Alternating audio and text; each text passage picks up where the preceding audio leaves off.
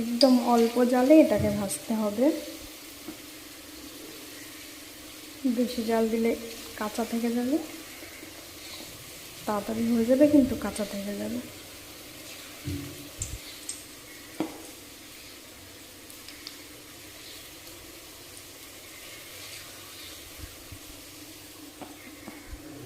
এর মধ্যে চালের গুঁড়ো দিয়েছি, বেসন দিয়েছি, চিকেনটাকে সেদ্ধ করে দিয়েছি, কাঁচা লঙ্কা, ধনেপাতা, ধনে গুঁড়ো, জিরে গুঁড়ো, আদা বাটা, পেঁয়াজ বাটা, রসুন বাটা দিয়েছি, একটু গোলমরিচ গুঁড়ো আর একটু ভিনিগার, একটা ডিম দিয়েছি।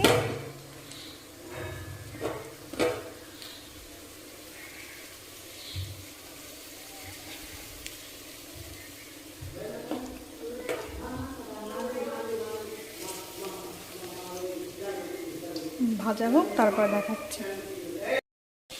খুব সুন্দর ভাজা হচ্ছে, দেখো এই পাশে এগুলো আগে দিয়েছে, এগুলো আগে ভাজা হয়ে গেছে। এগুলো ভাজা হয়ে গেছে, এবার বাকিগুলো ভেজে নেব।